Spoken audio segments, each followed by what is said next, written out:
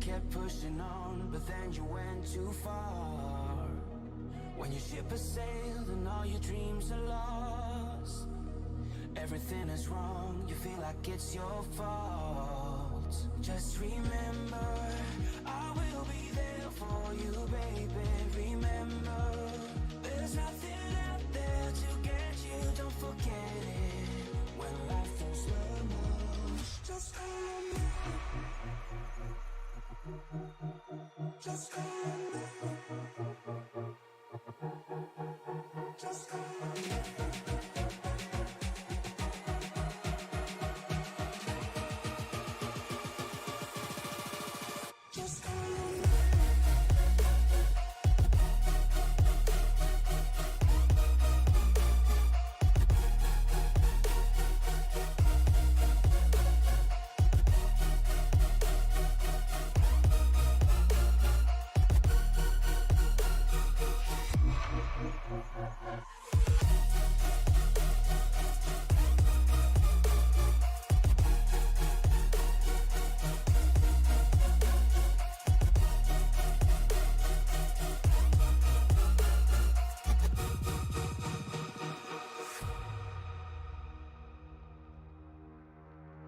You're stronger now than you ever been. You gotta leave now, it's time to catch the wind. You will climb up high and look through the clouds, and when you're feeling low, I know you'll bounce back. Oh, and just remember, I will be there for you, baby. Remember, there's nothing out there to get you, don't forget it. When life throws lemons, just remember. Just remember. Just remember.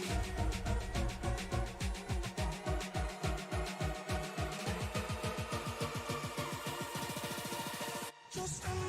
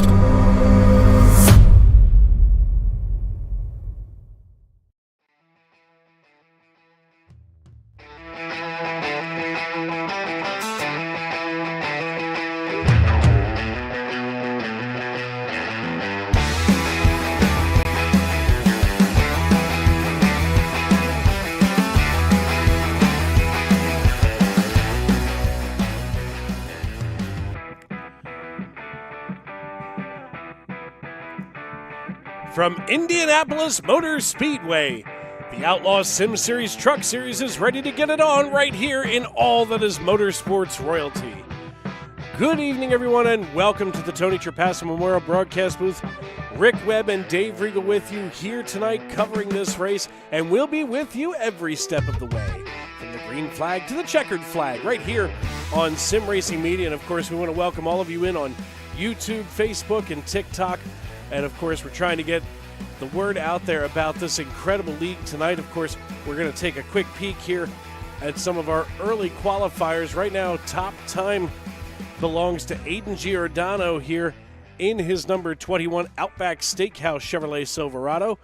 As he's going to come down the front stretch as he crosses the start-finish line, he is going to retain that fast time at 53.45 seconds for the fast time. 16 drivers already, but Rick, what are you looking forward to tonight as we get ready to crank it up and turn them loose here at Indianapolis? Thanks for having me. One of the things I'm looking forward to is watching these drivers battle this super slick track tonight. Um, it's gonna be so. It takes some kind of. Oh my God! It's gonna take some technique and patience going around this track to not burn out their tires. Yeah, this is the kind of track that can really start to eat up your tires for a while, you know, especially later on in these runs. And I mean, right now, as we take a look just at our qualifying conditions alone here, of course, everybody knows it, and if you don't, it's 2.5 miles around this quad oval, and this is the weirdest shape. If they try to call it an oval, I'm going to have to punch somebody in the mouth, that's for sure. As looks like you're not getting credit for tonight. Looks like I've still got Alan Bergen loaded in there for being in the booth, but this is kind of a unique shaped track, and you know, it's almost got 4 straightaways. It's just 2 of them are extremely tiny. Yeah, with those short shoots, it can be pretty easy to overshoot. Get on the throttle too fast coming out of 1 and 3, and get yourself into the outside wall. Yeah, right now in qualifying, it's 87 degrees outdoor ambient air temp in the sim, and of course 113 degrees on the asphalt. That's just this side of insane, and we're going to see some of those numbers change a little bit, especially as we get deeper on into the evening here on Sim Racing Media. Once again, I want to thank everybody for tuning in. Make sure that you give us a thumbs up, give us a like over on TikTok. Make sure that you head on over to Sim Racing Media's YouTube page, subscribe, and turn on those bell notifications so you can be notified every time we go live right here on your leader in iRacing motorsports action. Brennan Moore checking in. Hey, Brennan. As right now it looks like we're going to take a peek here at Dan Park in the tray. And Dan Park just trying to get things warmed up here, trying to get comfortable behind the wheel. And in that steel number 3 Chevrolet Silverado, Dan's got himself ready to go out and see if he can complete a lap here for the Jamestown, Indiana native. Yeah, while we were watching some of the other drivers qualify, we were watching some have some trouble without getting out and setting a lap. Track's pretty slick at the moment. Looks like we only have about 5 or 6 drivers still left to qualify. Yeah, and you know, qualifying doesn't matter as much in this league as it does in some of our other leagues that we've covered here on Sim Racing Media, of course, because this league uses, heats, which is something that we don't often see, especially at the truck level in racing. But this is something that Outlaws does. It's pretty cool. Woodsy C just popping in to say hello, as looks like we've got about 12 seconds left in qualifying, so those 5 drivers that have not laid a qualifying time down, not going to do it. And sir, you can't nose into the safer barrier like that. Nearly had those front wheels into the catch fence. As heat number 1 about to get underway here at Indianapolis Motor Speedway. Let's take another look. Now that track temperature up to 123 degrees. And now back down to 113. So we're going to have to manage that. We're going to have to keep, oh, there it is, 123 degrees. As the first 12 cars in tonight's field are going to grid up here. It looks like heat number 1 going to be anchored by Aiden Giordano and Ben Park on the front row. Joshua Reese going to be in row number 2 with Josh Fox, Adam Gardner, and Forrest Hamilton Jr., 4, 5, and 6. Not everybody having hopped into those trucks yet. Can't imagine what they're waiting for. Waiting for a cooler track. Yeah, well, I don't think that's going to happen. In fact, I think Satan just called and asked for a glass of water.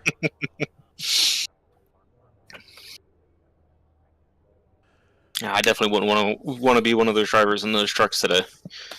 If it was real life, absolutely not. I'm perfectly fine sitting around in gym shorts and underneath an air conditioning vent. That's for sure. Is Aiden Giordano going to lead us off here out of Long Island, New York? Ben Park, of course, as we had talked about earlier, the Jamestown, Indiana native. Let's see if we can get a hold of Ben Park. See if we can get a quick chat with him.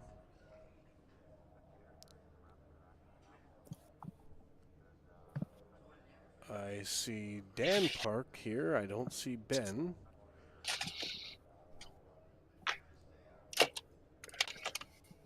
Well, isn't that fun? Literally almost everybody is, almost everybody. everybody besides the one we want to talk to. Yep. So let's get a hold of Joshua Reese. Hey, Josh, it's Dave up in the broadcast booth. You got a copy? Yes, sir. I got you. Hey, man, listen, obviously heat number 1 about to get underway. What's going to be the strategy tonight in the feature race? Because obviously everybody's going to transfer over.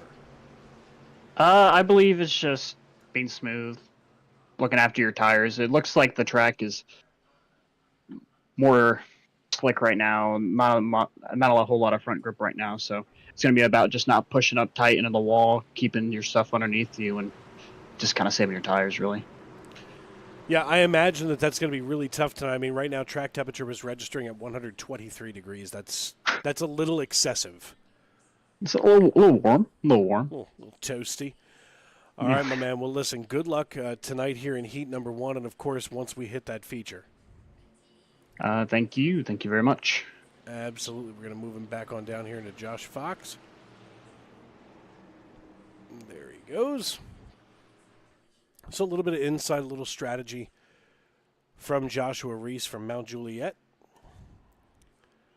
As the iRacing.com pace truck brings us down, you would think that this feels like it's been forever, but it's not.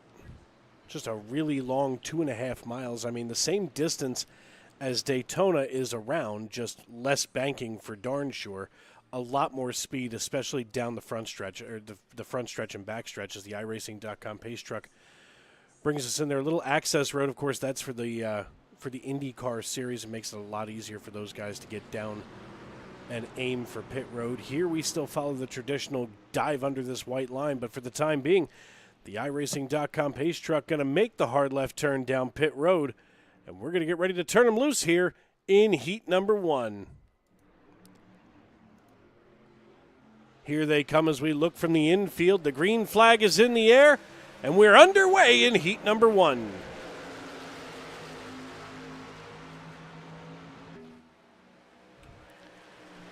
Aiden Giordano with a good jump here on the initial start, and now the 18 of Ben Park going to try to get just behind him. We're going to look from above in the blimp cam. Happens everybody going single file, and I'm assuming, and this is just me, what are we thinking as far as, and there they go.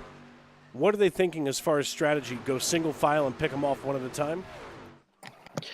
Yeah, it will seem like that would probably be the best thing to do. To just click off some laps, stay in single file, try not to wear out your tires and your equipment right away.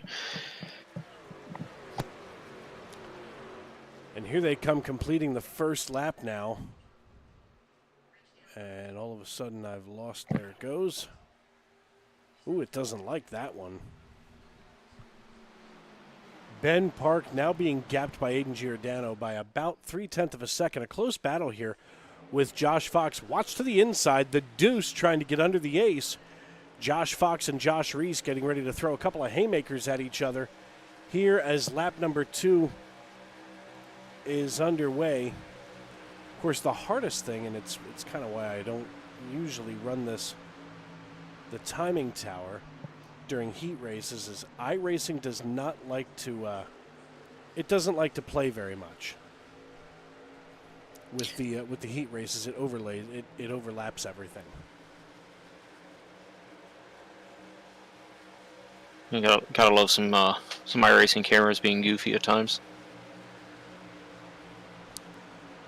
Now the 56 of Adam Gardner able to get around the 2, so maybe he was just banged out of tires this early on, as they are now side by side, hauling things down into turns 1 and 2. They head on the straight chute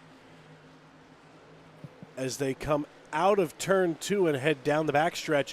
Aiden Giordano gapping the entire race almost immediately. And we get ourselves ready for heat number 2.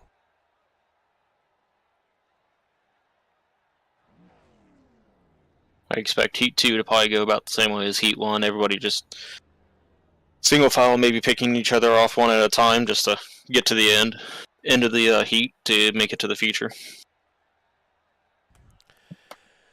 Yeah, generally that's what we see in this league. I mean, now I don't know if you were covering last week in my absence. I'm sorry if you did. But, this week we see a lot of guys just kind of play it easy in the heat sessions as we get ready to rock and roll. Brandon Combs going to be on the pole for heat number 2. He's going to be joined in the front row by Seth Berger. Andrew St. Cyr and Matthew Byers in row number 2, while row number 3 is going to be held down by Jeremiah Stutzman and Jonathan Everybody Byer. gets going here. We have Jason, I don't think he can hear me. Looks like Brandon My Combs partner and definitely could not hear me. Nope. That's not a good thing. Kyle Lingerfeld going to be starting in 7th position alongside of Jason Miz, Joshua Ballier, and Dan Park in row number 5, while Doug Salmas is going to be in row number 6, anchoring things down. Brandon Combs, as I had mentioned, leading here, I guess trying to rub wheels with the pace truck. Fortunately, that's a virtual pace truck, so he's just going to bury his nose in it. Want to thank everybody for tuning in, and of course, make sure that you give us a like. Whether you like it or not, just do it for us. We could use the exposure. That doesn't sound fun. every like and every share is always encouraged and welcomed. Jim Robertson, EVO Nation, Chris and Megs, Lawrence Gonzalez. I reserve the right to say all names in a terrible fashion. The iRacing.com pace truck hauls things down here. And we're going to get ready to turn them loose here in heat number 2.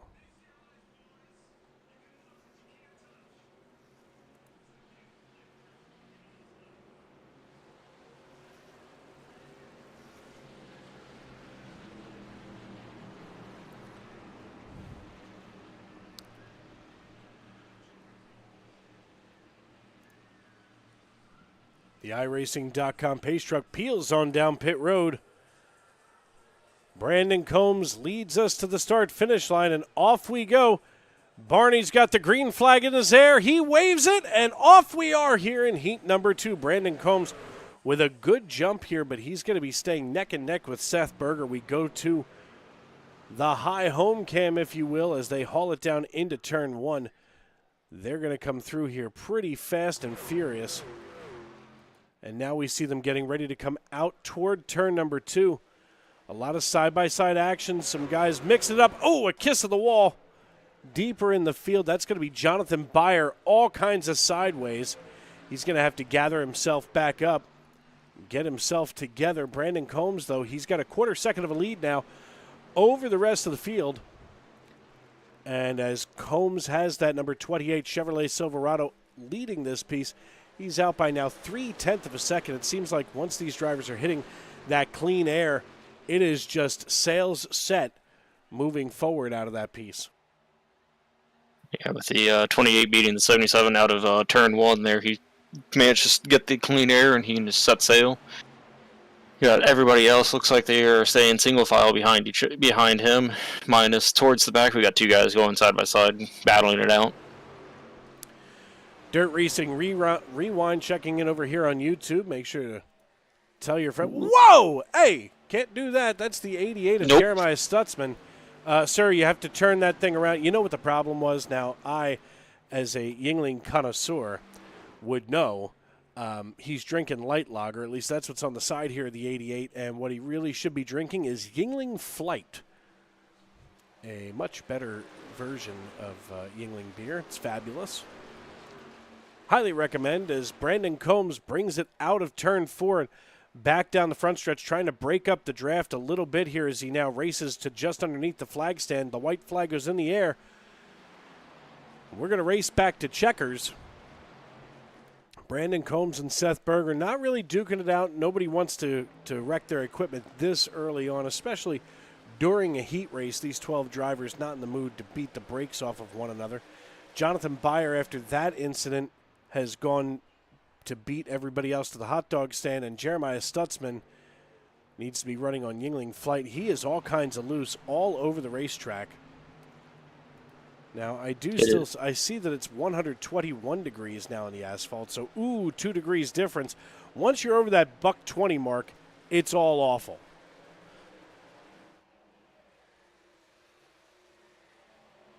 Coming back into the front stretch, it's going to be Brandon Combs, Seth Berger, Andrew St. Cour, Matthew Byers, and Dan Park, your top 5 here in heat number 1. Drivers are going to quick shut down as Losa and Razorback have checked in with us. How y'all doing? Welcome in tonight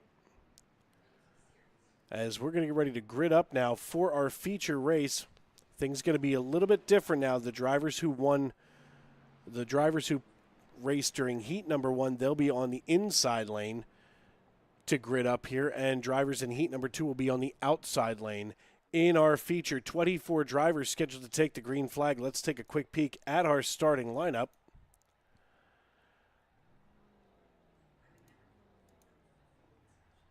Aiden Giordano going to be our pole sitter this evening in the 21 machine. He'll be joined in the front row by Brandon Combs. Ben Park starting in 3rd position on the inside of row number 2 with Seth Berger on his outside.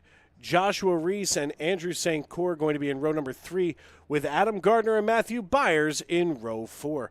Row 5 and rounding out your starting top 10 is Josh Fox and Dan Park with Joshua McLean and Kyle Lingerfelt in row number 6. Forrest Hamilton Jr. and Joshua Ballier, they hold things together in row 7, while 15th position goes to Devin Smith and 16th to Jason Miz. Tyler Markle in 17th, Doug Solmis in 18th, with Matthew Setzer and Merlin Duran rounding out the starting top 20. Ben Henry and Jeremiah Stutzman are in 21st and 22nd. Sheldon Swindell starts in 23rd, and shotgun on the field tonight going to be the great Jonathan Byer, driver of the number 13, that lucky 13, if you will. So 24 cars slated to take the green flag. Andrew St. Cour is going to miss the start, so that's kind of an interesting development now, Rick. Yeah, I'm not quite sure why he would have missed it. I don't think there'd be too much to gain from starting off pit road this time at a track like this.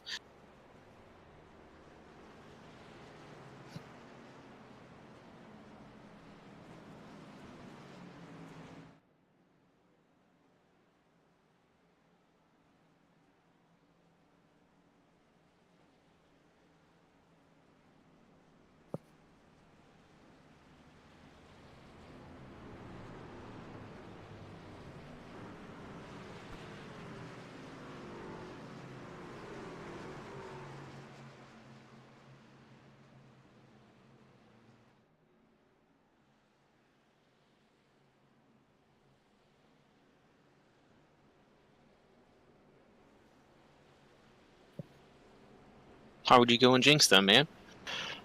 Great things, Mr. Potter, great things. Aiden Giordano leading us to the green flag. 87 laps, that's a correction. The original schedule, I believe, had 85, but hey, why not? I've been wrong once or twice. Not often, but it does happen. After watching both those heats, I expect to see some of these drivers with some good saves coming out of the corner, watching some of the guys get loose coming out. Brandon Combs with control of the field, and you folks at home, you know how we do it here as we work our way in through 3 and 4, the iRacing.com pace truck. Getting ready to peel on down pit road as we can see drivers making their way out of turn number 4. And with that pace truck off and out of the way, the only thing that's left to do is it's time to wipe the visor and adjust the 5-point harness.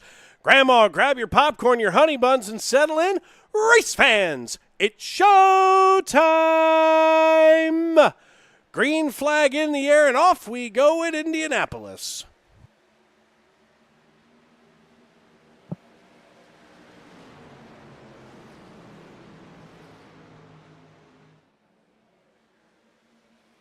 You're going to have the 21 of Aiden Giordano break out to the lead out of the first set of corners here. Brandon Combs not letting him get away too far right away. Now, it looks like Brandon Combs wants to follow him like stink on Velcro as they are nearly touching. It almost looks like those tandem drafts from the Car of Tomorrow disaster that NASCAR had several years ago. That definitely was not a great car. That was the worst car. You know what? I'm glad that it's now the car of yesterday. I think a lot of people are. Oh, I mean, good Lord. The drivers hated it. The fans hated it. It's almost as bad as the blue line that the NHL had on hockey games years ago. Checking in with everybody over here. Thank you all for tuning in on YouTube and TikTok. Aiden Giordano leads the way. Brandon Combs down through Joshua Ballier. They're all single file, but watch the 94 of Matthew Byers. Now Byers here, he's starting to creep around. Of course, he's from MISSI PPI, Mississippi. Here in the Lowe's machine. Now looking out his rear bumper, he has a rear view mirror full of Kyle Lingerfelt, and all of a sudden, Lingerfelt getting ready to have to deal with a little bit of a mess here from the deuce of Josh Fox, who runs to the inside. Let's rotate this camera. See if we can find, all of a sudden, they just do-si-doed their way down the backstretch, and now as they cross the start-finish line, it's going to be Josh Fox picking back up his position that he had qualified in and running in P9. Aiden Giordano, though, the story of the race, has led every lap so far, all three of them out of Long Island. Fabulous iced tea, I hear they have.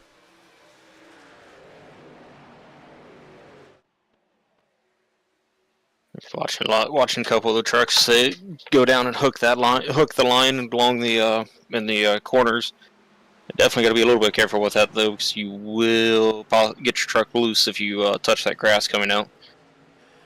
Yeah, if you see where these trucks are coming down, folks, I mean, right where Giordano is kissing that white line, that's about as low as you want to go. And even looking here from where Brandon Combs is watching from behind, we can get a really good feel for this. As we're going to watch Giordano, he takes his time, and he's really graceful, and he doesn't have to get off the brake as much, where Brandon Combs, he's diving down early. That's going to force that truck to wash up the racetrack later on here. He's going to get tight as a snare drum the longer we go. Start wearing out that right front rather quickly doing it that way. Pretty quiet start to tonight's race. I don't want to jinx anything, that's for sure, but this is not a bad way to start any race, much less one here at Indianapolis Motor Speedway. Jason Miz running in 16th position, sliding back to 17th as Tyler Markle gets ready to take the 42 around the 24. Maybe a little reciprocity here as we go on board now with Markle, who looks up his racetrack to watch this battle. Adam Gardner watching Jeremiah Stutzman and Devin Smith Jr. duke it out, and now Stutzman running on that Yingling Light Lager, doing the lager jogger around the 95 and securing away 13th position.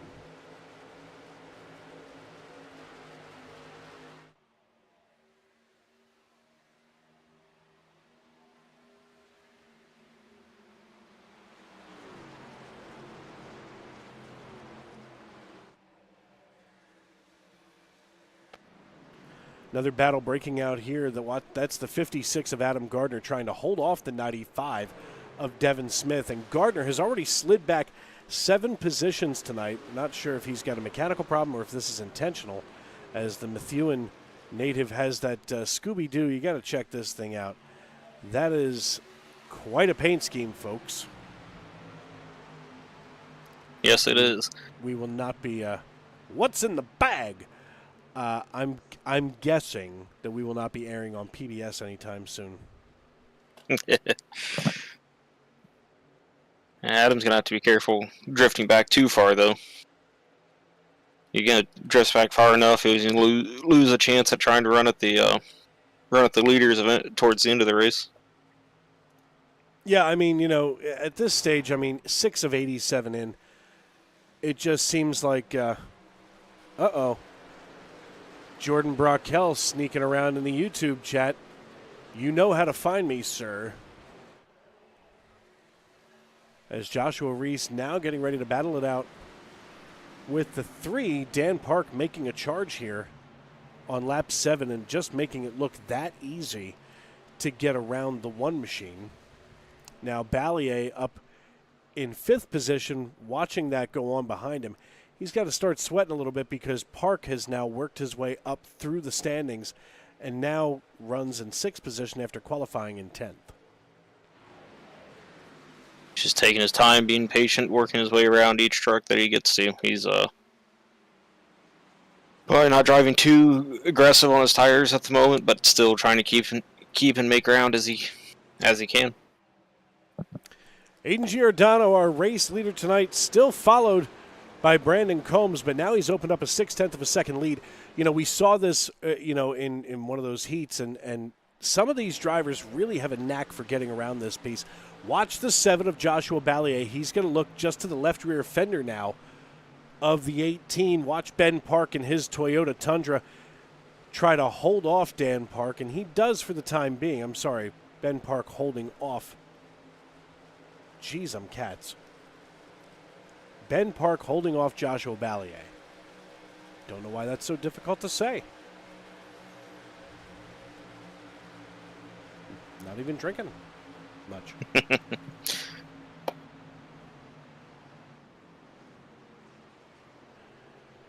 Aiden Giordano, our race leader, as we look back deeper in the field. Jason Miz here, 3/10 of a second behind Matthew Setzer in this battle here for 17th position. He's trying to work his way up. Setzer has clawed up from 19th to 17th, while Jason Miz has dropped from 15th to 18th. I'm sorry. You know, some of these drivers at this stage, because we know that we're going to wind up having a break, we know that we're going to see those pit stops come into play. They will get themselves eventually bunched back up together. But, 9 laps in, just about an eighth of the way through this piece, there's nothing wrong with just pumping your brakes, taking your time, and getting through the first stage. Yeah, the first stage is perfect for most drivers to go through and feel the truck out, figure out what they might need to change when they go back into the pits.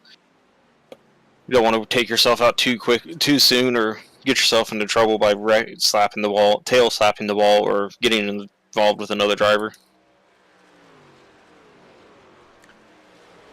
Things still pretty spicy back here. This is starting to heat up. Now the 3 machine of Dan Park getting just behind Ben Park.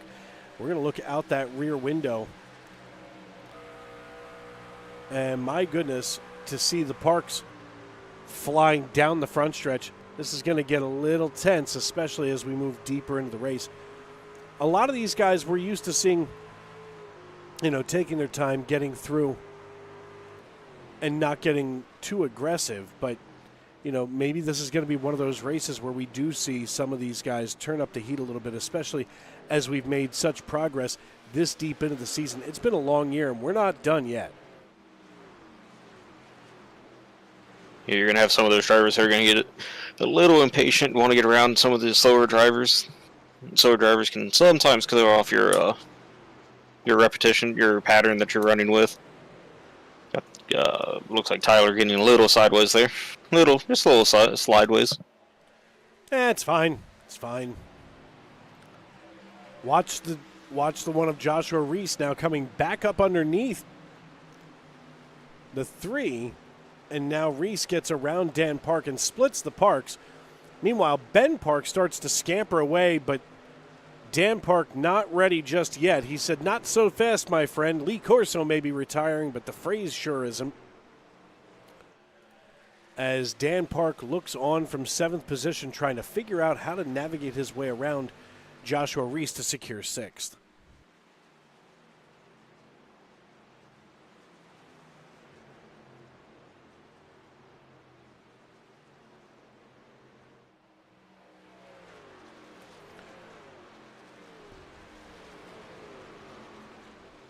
Aiden Giordano has opened up 8/10 and then some second lead over Brandon Combs. I mean, it's got to. I mean, I've never been a race leader for a long period of time. Back during my racing days, I only won a couple of races, and it happened to be in the ARCA series at Auto Club years ago. Not a good racer. Hopefully, a better broadcaster. Staying up front is definitely a little bit nerving, because you never know. You don't know what your truck's going to do when you're in dirty air. You don't know what some of the guys behind you may be just saving, or they just don't have anything for you. Well, here on lap number 12, it looks like Joshua Reese and Ben Park want to do a little do-si-do action. That shoves Dan Park back into 7th. And now Joshua Reese. The Joshuas have to get away from one. It's Joshua Park. We're about to have the battle of the Joshuas for 4th and 5th, and the battle of the Parks for 6th and 7th. No, I'm about to sound like a dyslexic auctioneer.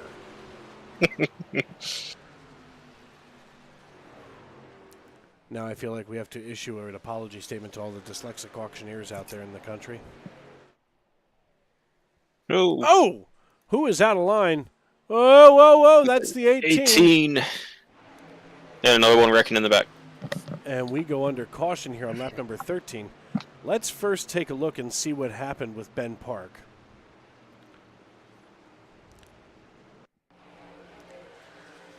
All by his lonesome, yeah. Whoa, yeah. He just wants to. He's desperately trying to keep it away from everybody else. And then I think that's the 56 back there of Adam Gardner, also creating himself a little kerfuffle, if you will. Let's take a look here at the replay with the 56. And yeah, same deal. All by his. Jesus. He got right into the nose of the 13, who then comes right across the 42. Folks, we're going to look at this from a couple different perspectives, but the first thing that I want to explain is hold your brake. We're going to watch these wheels spin. It's going to make me mad. It looks like he bounced off the wall. Yeah, at that, and don't get me wrong, you're trying to recover, and now you're trying to stay away from everybody else. But see those wheels spinning? Just get out of the way, lock them up, hold it down. You've already got the caution. Let's not make it worse. I've had many races ruined by people that don't like to hold their brakes. Now the question is, are we going to see any folks come down for tires? We're only 13, now 14 laps in. That track temp's up to 130. What do you think? I would at least just to see especially if I'm in the back, come in, see what the tire wear is like on the tires, what the track's done. Looks like everybody's going to be coming down. And here they come down pit road, led by Aiden Giordano. Looks like at least the top 17. It should be everybody. Duran and Gardner. Well, Gardner just bit the outside wall. He's going to come down. So the whole field comes down for wholesale pit service. And as we go high above, we want to thank all of our friends and folks here on TikTok and, of course, YouTube.com. I want to thank everybody for tuning in. Make sure that you subscribe and turn on those bell notifications here on YouTube. And, of course, give us a follow on TikTok as well. Aiden Giordano led everybody down pit road. Let's see if they come off in the same order, if you will. And here comes Giordano, just barely giving up to the 88. The 56 still stuck on pit road, so maybe he's choosing not to burn the fast repair and instead try to get some of that repair done, because, again, this is a 2.5-mile racetrack, so you've got plenty of time, all but a minute to get around every time during pit cycles. I wonder if the 88 missed his box. Well, no. Nope. If not, that's a heck. He had an 8.3 second pit time. It's a fast time. Speaking of the 88, let's go over here to Jeremiah Stutzman. Hey, Jeremiah, it's Dave up in the broadcast booth. You got a copy? Yeah, I got you. First off, you've obviously found the way to get yourself some cheap airtime. You've managed to put the Yingling name across the hood of the Chevrolet. Appreciate you. But listen, I see tonight you're doing the light lager jogger, but you've really got to turn yourself onto flight. How's the racetrack, with that 130-degree asphalt temp? Really slippery. It's what I've been struggling with the most all night. Now, we saw you only had an 8-second pit stop. Was that planned that way, or was there a mistake? It was planned to get the lead, but it didn't work out that way. So I'm not real sure how this is going to work. Well, folks, you heard it here first on Sim Racing Media. Strap a helmet on. This may not go well.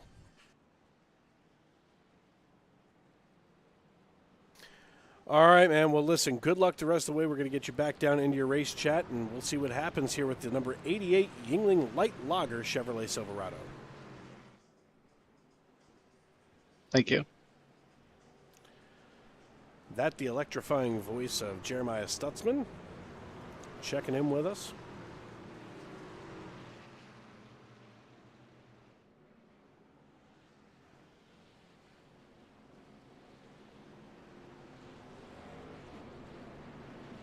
Everybody getting themselves lined back up in 2x2 fashion, getting ready to come around and take that green flag.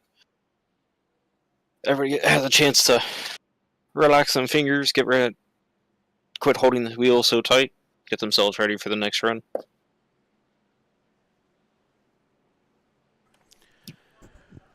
Jordan Brockell flirting with me like a woman at a bar across a smoky evening. We may have a third here, maybe developing a throuple.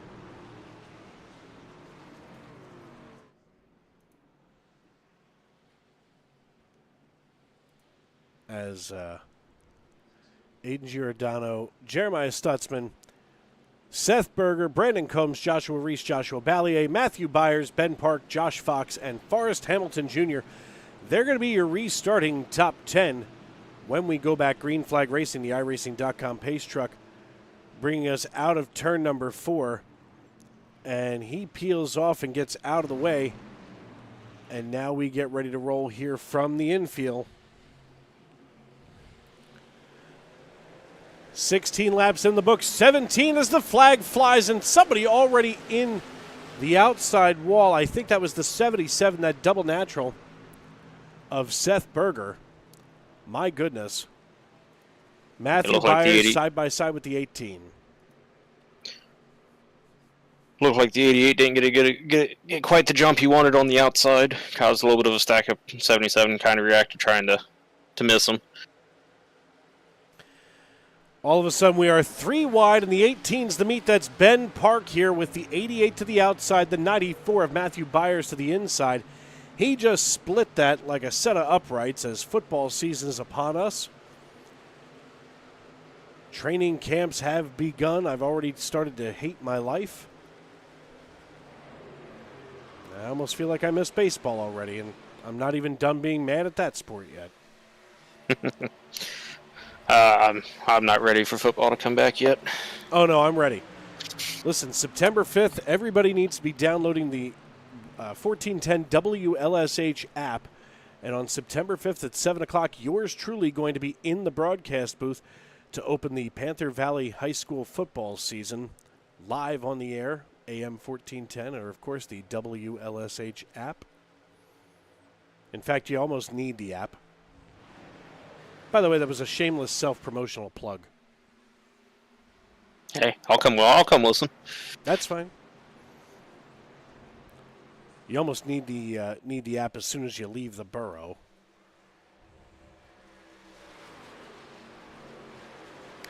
As Aiden Giordano continues to lead this race, we look back deeper here. Dan Park now getting ready to navigate alongside of Jeremiah Stutzman. As they come down the front chute, they go wheel to wheel, crossing the start-finish line. And now the 3 can waggle his fingers at the 88 as they now rip on past, and he's going to bring along Kyle Lingerfelt and the 95 of Devin Smith. That strategy the 88 had, I don't think is quite working out in the favor that he wanted it to be. We still got a lot of racing to go, so.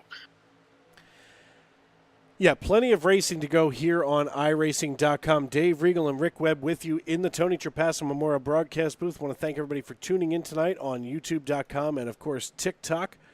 Make sure that you subscribe and turn on those bell notifications. We want to thank you for tuning in wherever you may be and however you may be listening. Make sure that you give us a follow here on TikTok. Let's grow this audience. Let's expand the exposure. Which is something you should not do in a public bathroom. And the 28 of Brandon Combs has now slid back behind Aiden Giordano, and they are set just like we began. 1-2 for Giordano and Combs, up 11 positions right now. In the Wounded Warrior Project, number 7 is Joshua Ballier in his Chevrolet Silverado, and Ballier in a Chevrolet, if you will. And my goodness, to gain 11 spots, especially in such a short period of time, I mean, you got to figure we had that caution just a few laps ago, and now as we start to dig back at it, we're 20 laps in, we're a quarter of the way through this race. Yeah, it looks like that pit stop definitely helped him out. He was able to get some fresh rubber on, maybe make a couple of some adjustments to help out that truck. Definitely making a run quickly, so hopefully he doesn't burn the rubber up too fast. Yeah, I mean, that's the hardest thing to do, especially when you're starting to slip slide around like this. It gets really tough, especially in this situation. That truck is going to tighten up like crazy, and it's not going to be fun for anybody.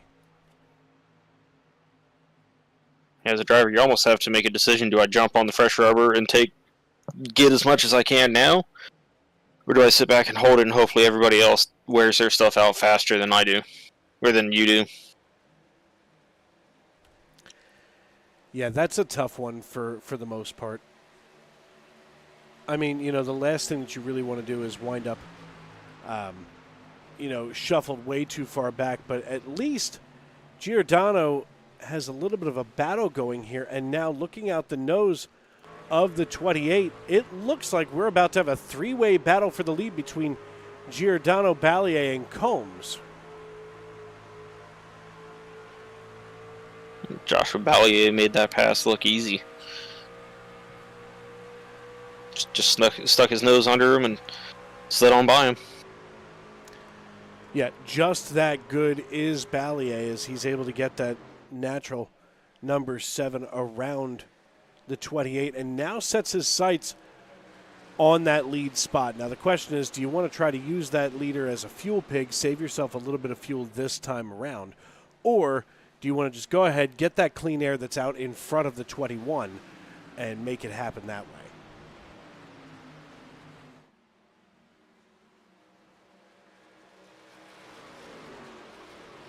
But as much as Brandon Combs was staying with the leader, Aiden Giordano, don't know how much you can kind of relax off chasing after that leader. I'm sure Brandon wants his spot back. Yeah, I'm sure he does as well, as we now get a chance here to just kind of calm ourselves down.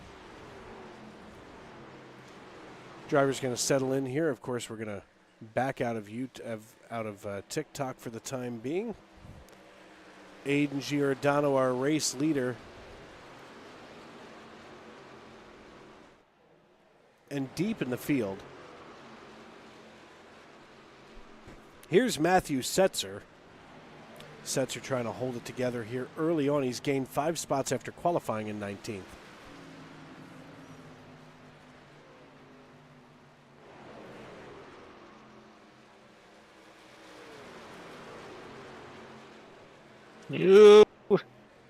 Oh, whoa. He's 5 loose. not holding. Loose. My God. Let's take a look back and see exactly what might have happened.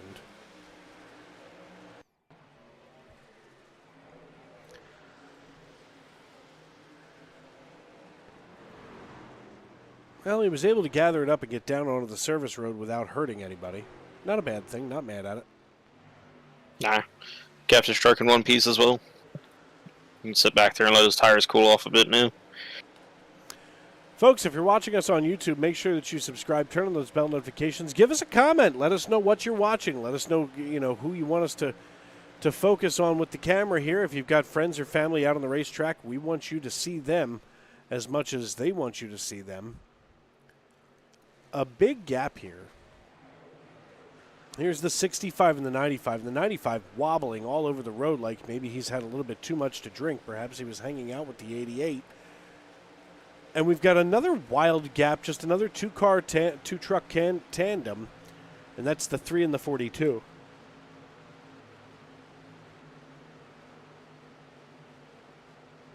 I have the 3 peeking in on the inside of the 42. But he's got a little bit of a run. Almost got up into the left rear quarter panel of him, but he's going to make the pass, it looks like, here in the last corner.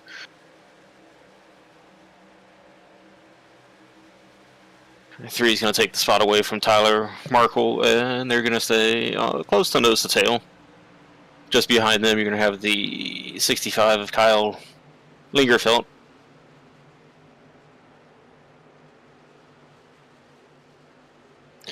Looks like the 42 is getting a little bit loose. Maybe this tire is getting worn. Might be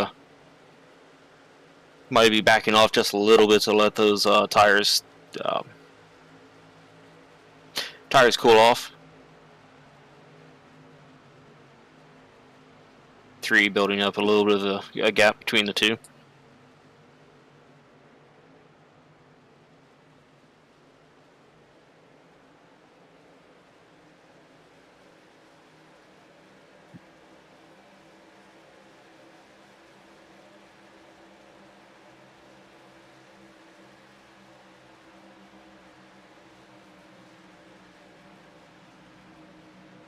Looks like we had a lead change for the. Looks like we had a change for the lead. Looks like Joshua Ballier is taking over the top spot from aiding Giordano.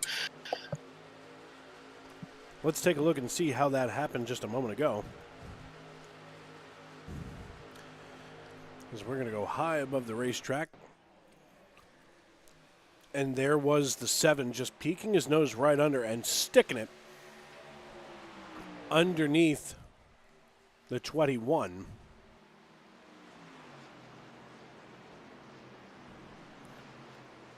And there you have it, folks. A lead change for without having to use pit strategy. Looks like he just got himself a nice little run out of 4 and carried it down the front stretch.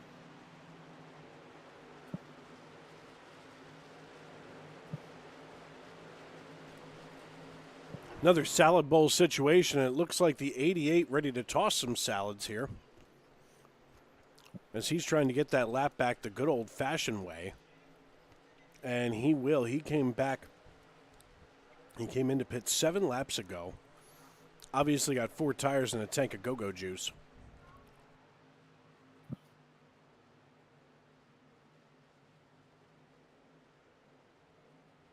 It's definitely going to be a little bit of work for him to go get that lap back, but it is possible. He's just got to chase them down.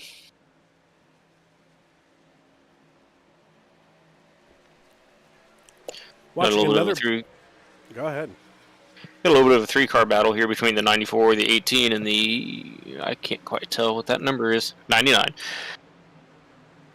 Got the 18 of Ben Park sneaking out ahead of the 2 right now. We got the 99, the Forrest Hamilton Jr. peeking under the 94. Looks like he's going to think better of it and go stay single file with him at the time.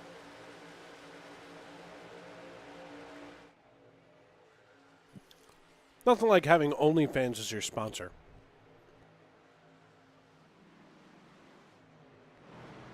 My eyes need a little bit of adjusting. I didn't even see that as a sponsor. I'm not mad at it.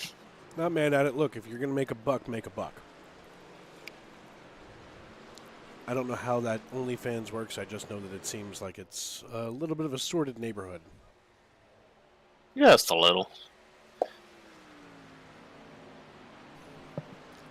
I'm good. They can keep it.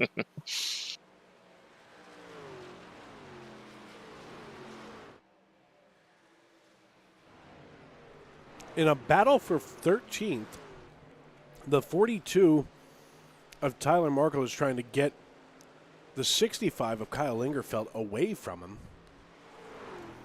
It's not happening easily. Look at this. A little bit of do-si-do action down the backstretch.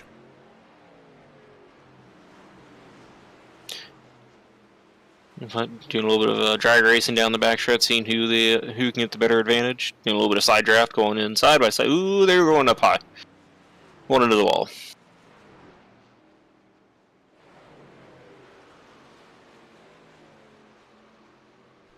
I don't think going into the quarter there side by side was that good speed too.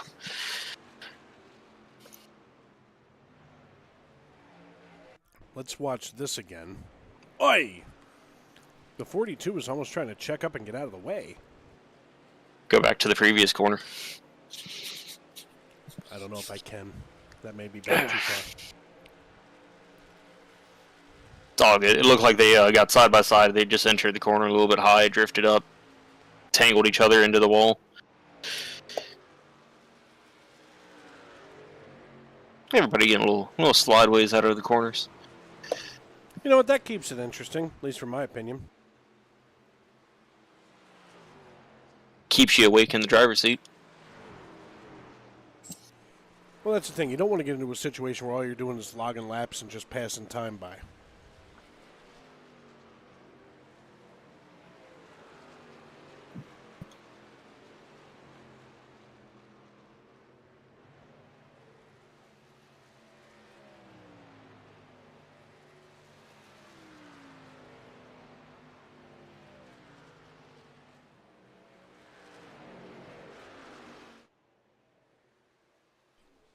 Joshua Ballier, your race leader for the time being, gains 13 positions to come up here to the lead. He has Aiden Giordano and Brandon Combs, your front row sitters, running second and third behind him. Then Seth Berger, Joshua Reese, Josh Fox, Ben Park, Matthew Byers, Forrest Hamilton, and Joshua McClune, your top 10.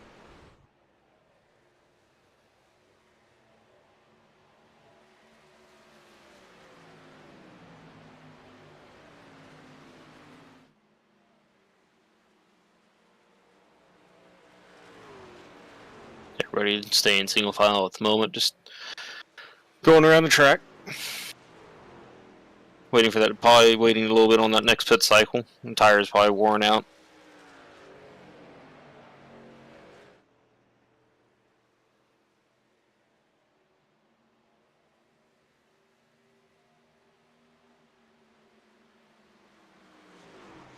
Looks like Aiden and Brandon Combs are going to be battling it out for that second and third spot. Staying kind of nose to tail with each other at the time. 33 laps in the books, just about approaching halfway in the next few laps here. Matthew Byers in the 94, chasing down Ben Park. Things getting pretty quiet out here on the racetrack, and I got to be honest, I'm not complaining. Sure, some of these drivers aren't either. Sometimes it's nice to have to log some laps, get through some of the longer part of the race, and be ready to battle later on in the race. Believe me, I called a race Monday night at Auto Club in an ARCA series. And I'll tell you what, these guys are usually... Whoa! What is that? Sir? I don't think you can be much worse than whatever that mess was. But he just wanted to check the inside out. Should have been. But the league that I was calling, they're usually incredible. I mean, you know, they, for the most part, almost run. They usually go green flag to checkered flag with no cautions. We had 10 at Auto Club. I was just this side of suicidal.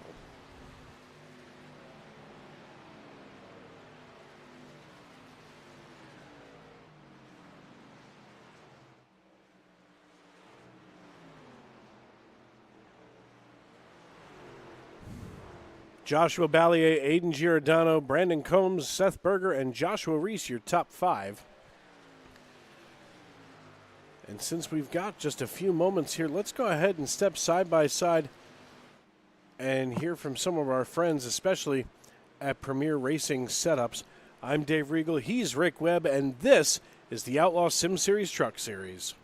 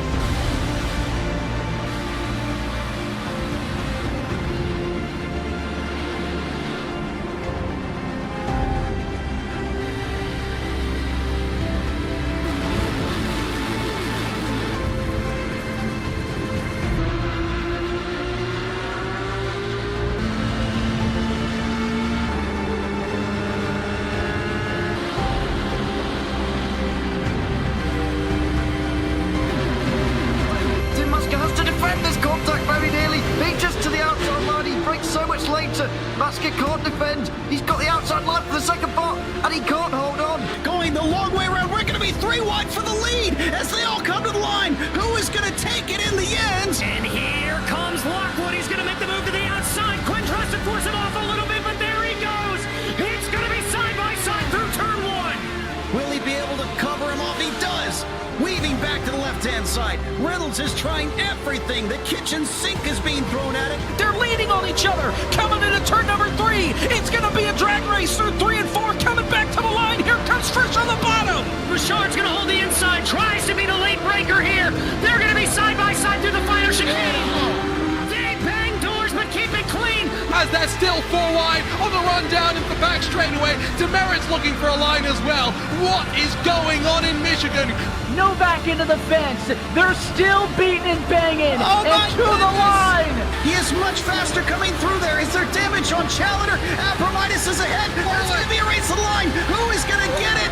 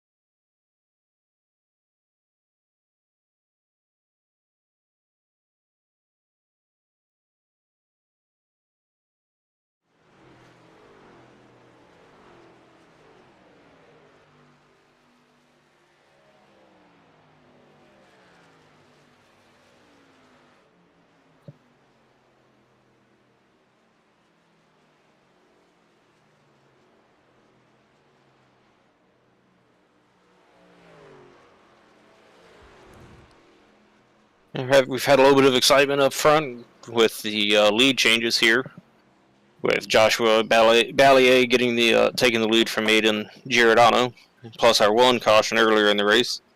Gave everybody a quick second to make a change on their their trucks, and maybe get them handling a little bit better.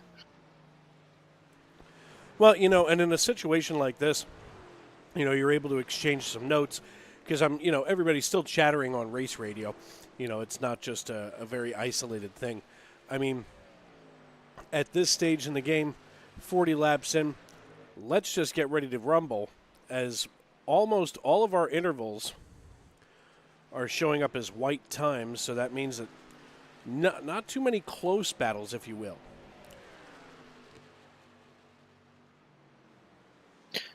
Yeah, everybody looks like a couple have been going into the pits and kind of broken up the smaller packs that we had going.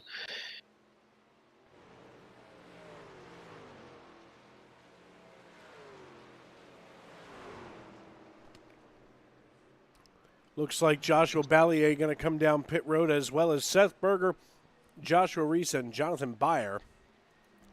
Remember, these drivers do not have a normal 100% full fuel load, so they're going to have to break this up. We've seen that a couple of times already with pit stops and pit cycles.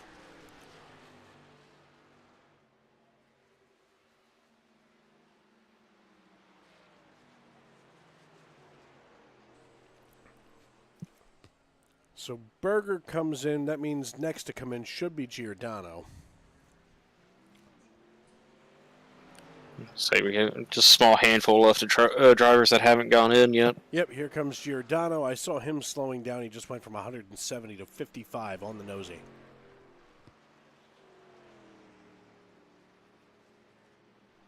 Next round of pit stops going to be Giordano, Fox, Byers, Hamilton, and St. Cyr. Dan Park wants to go up there and lead a lap for reasons I don't get that. Unless you're getting a bonus point like back in the old days of the old NASCAR, if you're not getting a bonus point, you don't have to stay out. No, not unless you're trying to extend out your fuel run just by a lap or two, but which this could turn into a fuel mileage race. That's going to cycle Dan Park up to the race lead, but Park's going to have to come in. He hasn't been down pit road since lap number 15. Let's look at the pit strategy here on your screen, folks. You can see everybody came down on 14, except for Park, who had to come back down on 15. But then, of course, now coming in is Dan Park, so here we go. That's going to cycle Brandon Combs up to the lead. Dan Park, they're locking up the brakes, trying to get her load down a little bit more.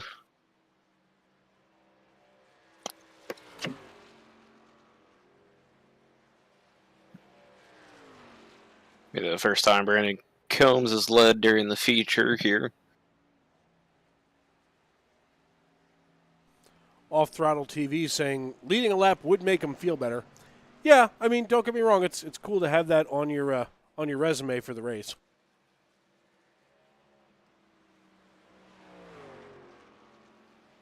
Are there some leagues out there that'll run you'll get a bonus point for just leading a lap in the season or for each race.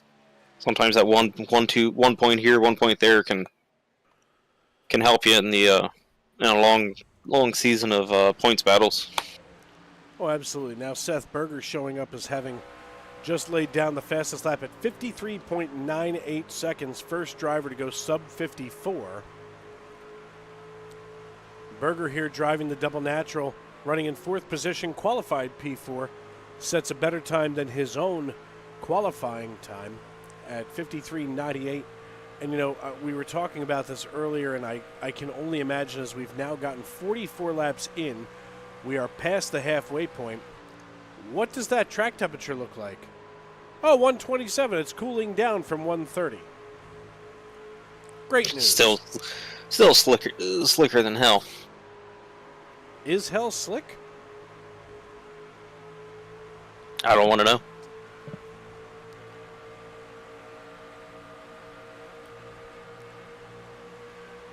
Sitting here, now Jordan's breaking my stones on YouTube.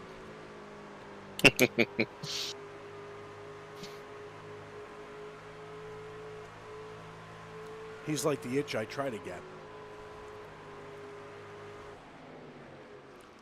Ben Park here in the 18 machine, working his way around this piece out of Jamestown, Indiana. Kind of a hometown race for him, if you will. Let's see if we can find out where Jamestown, Indiana is.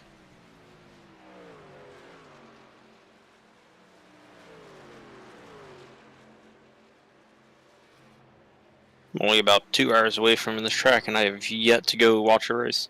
I've been for the tour. Gone out and actually done a tour for the track. Huh, you don't say. I've never been to Indiana, much less, you know, Indianapolis. I would wish I could say you're missing a ton. You're not missing a lot out of most of the state. Well, Jamestown, Indiana is in Elkhart County. It's their population here, huh?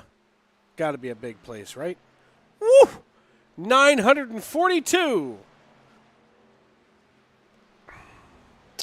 It's a booming town. It's pretty big. Well, back in 1930, the census was down at 552. But as of the 2020 census, they are at 942. They were founded with a population of 603. I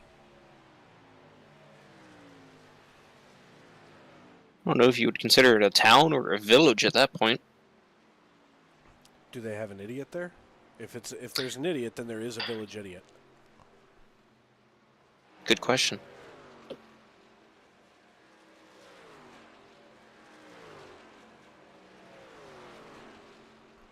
Just checking things out here. It was the original county seat of Boone County until 1831, when the legislature required that the county seat be moved toward the center of the district. Huh. In 1869, the Indianapolis, Bloomington, and Western Railway came through the center of town on what was then Washington Street. Somebody spent some time on Wikipedia talking about Jamestown. Oh, Jordan's laying out some. Jordan's laying out traps. He said the FCC won't let me be. Will it let me be me? Jordan, will the FCC let me be me? They tried to shut me down on MTV, but it feels so empty. Never mind. Jordan, I hate you.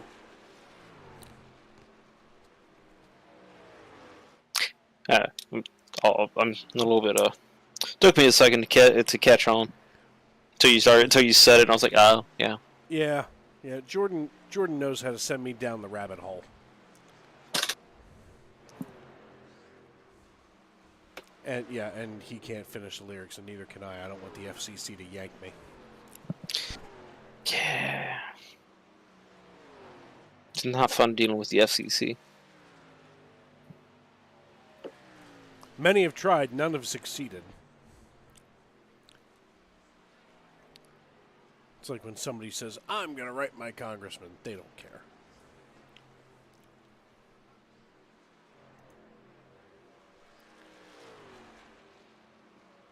So far, a quiet night. Just a couple of cautions here in the Outlaw Sim Series Truck Series, live from Indianapolis Motor Speedway. Brandon Combs, your race leader here in the 28 machine.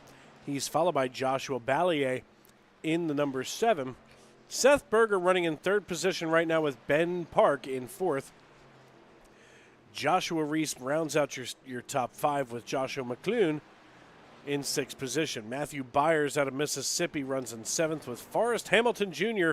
in the 99 machine from Breckenridge, Texas. Do you think he's sponsored by OnlyFans, or he's trying to get you to subscribe to his? As Andrew St. Cour in the Menards number 12 Ford F-150 runs in 9th. And Dan Park, also out of Jamestown, Indiana, rounds out your top 10. Looks like as of right now, at least for the time being, just 13 drivers on the lead lap. That's not something that you generally see at a track this size. Usually you see, low car numbers on the lead lap at a short track where there's somebody up there just taking them all to the woodshed. But, Indianapolis has really bitten a couple of these drivers tonight as Joshua Ballier about to be under assault. Brandon Combs about to be under assault from Joshua Ballier. Look at Ballier trying to draft right up to the rear bumper, lining himself up with that left rear fender. He moves down. He's going to get the spot away. We've got a new leader. It's Joshua Ballier in the number 7 Chevrolet Silverado.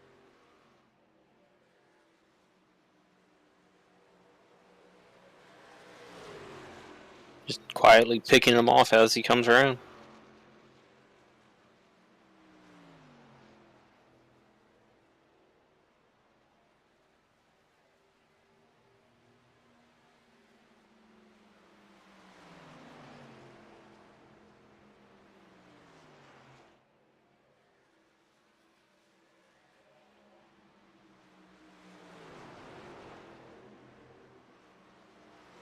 Looks like Ben Henry sneak going into the pits there.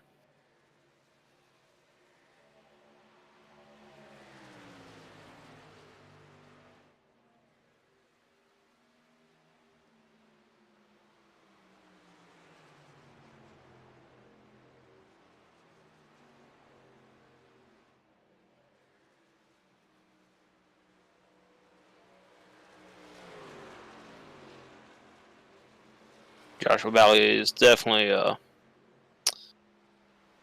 he's walking away from Brandon Combs.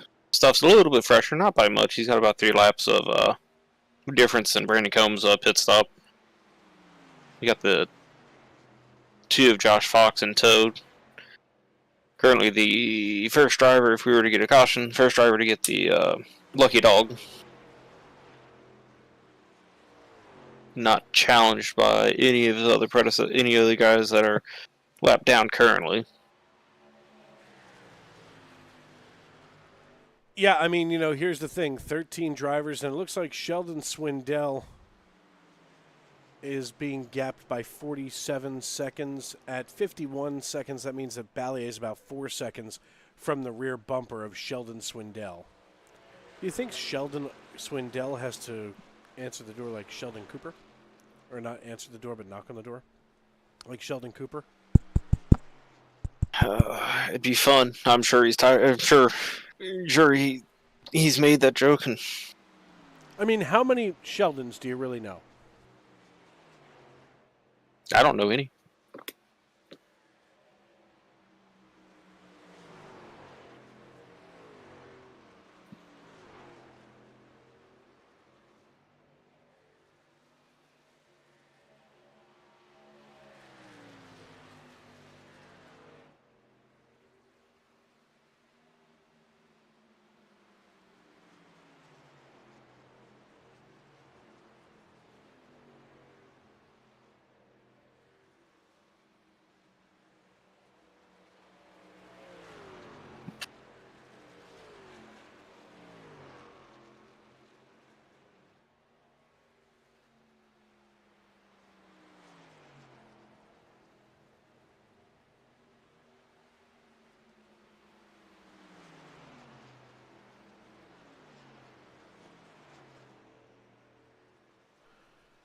"54 laps in the books. We're starting to approach that 30 to go mark.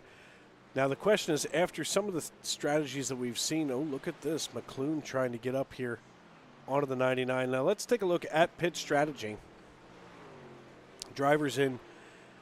It looks like short, long, short. So is this another long run here? And maybe they don't come in until about lap 75 or, maybe even later? I'm sure some of the guys are going to try and short pit it, and some are going to try to go just a little bit longer than some of the other drivers out there. I expect Dan to try to go probably as far as he can on this run.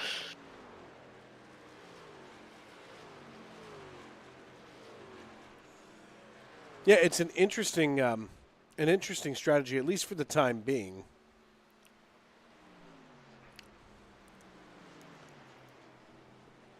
My sister just sent me, I don't think I can say that on the air. What the hell? If a hearing impaired individual is arrested and has to be handcuffed, are they also losing their freedom of speech?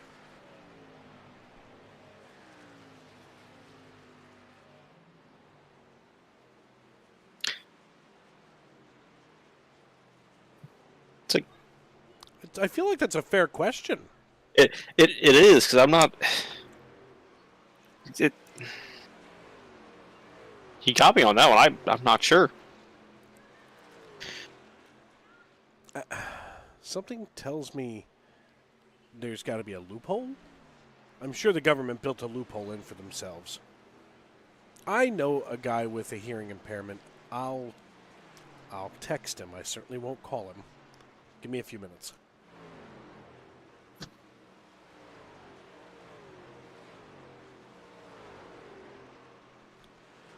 And let me just clarify.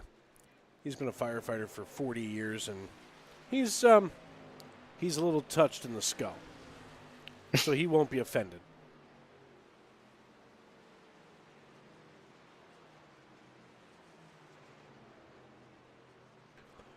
"56 laps in the books. Joshua Ballier, your race leader here at Indianapolis Motor Speedway. Dave Riegel and Rick Webb with you in the Tony Trapasso Memorial Broadcast booth. Joshua Ballier, our race leader, with Brandon Combs, Seth Berger, Joshua Reese, Ben Park, Matthew Byers, Forrest Hamilton Jr., Joshua McClune, Andrew St. Cyr, and Dan Park. Rounding out your top 10. We're going to step aside and pay some bills on Sim Racing Media, and we'll be back in just a few moments.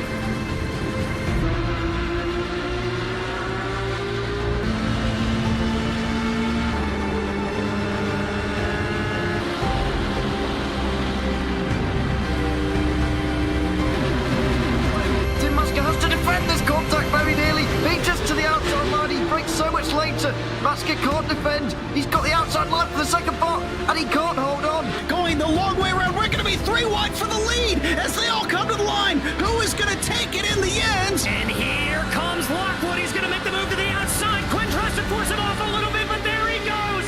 It's going to be side by side through turn 1. Will he be able to cover him off? He does. Weaving back to the left-hand side. Reynolds is trying everything. The kitchen sink is being thrown at it. They're leaning on each other. Coming into turn number 3. It's going to be a drag race through 3 and 4. Coming back to the line. Here comes Frisch on the bottom. Richard's going to hold the inside. Tries to be the late breaker here. They're going to be side by side through the final chicane. They bang doors, but keep it clean. As they're still 4 wide on the run down into the back straightaway. Demerit's looking for a line as well. What is going on in Michigan? Novak into the fence. They're still beating and banging. Oh my and to the line. He is much faster coming through there. Is there damage on Challenger? Abramitis is ahead. There's going to be a race to the line. Who is going to get it?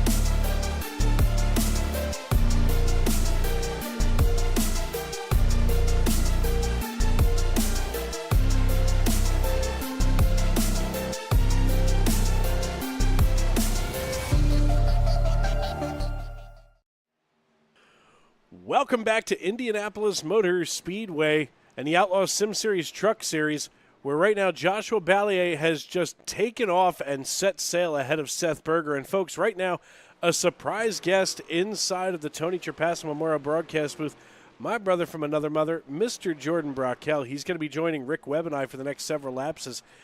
In case you wondered how bad or boring your night was, he's decided to come hang out with us. Absolutely. It's always a great time to hang out with you. And, I feel like you haven't been paying much attention to me lately, so I kind of have to just kind of find you and catch you when I can. And, I found you, I caught you, and I'm forcing you to spend time with me. Great. It sounds like a kidnapping. I mean, you should probably wake that kid up because it's already 9:30. If he's been napping this long already, Man. He's not going to have a good night's sleep. Man, listen, my kid can sleep just about anywhere. My kid slept for half of my 9.5 hours to Myrtle Beach last week. See, and I wish I could get that sleep, but I can't. I should be asleep right now. I got to wake up at 5:30, 5 o'clock in the morning. But here I choose to spend it with you, so you should feel happy. I have to wake up at 5 o'clock in the morning too. What are you trying to say? Oh wow, it is 9:30.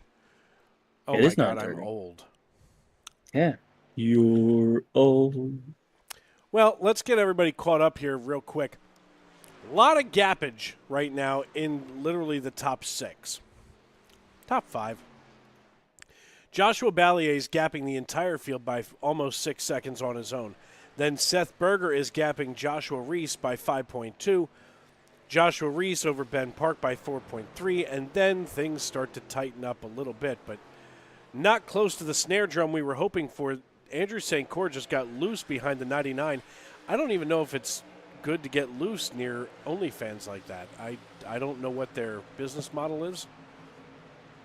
I have the perfect business model for that. See, I want to do what's called a reverse OnlyFans, where I send you stuff, and to get me to stop sending you stuff, you subscribe to a monthly subscription. And how much does this cost me a month? I figured at the start it'd be rather expensive, just because Well, for you, why would you pay? Hold on. Why would you be paying for me to stop, huh? What are you trying to tell me now? Well, I'm just saying, if there's an option to stop, quite frankly, you know what? In that vein, but not that vein, but in that vein, it wouldn't be I would be willing to pay. I would be absolutely willing to pay to get people to stop sending crap. I will gladly spend at least $5 a month minimum to not have my Well, inbox filled with crap. Yeah, but that's the problem is I have so much that I think the company itself would tell me that they had to raise my premium like an insurance policy. It's better than raising your blood pressure or cholesterol. That's soaring too.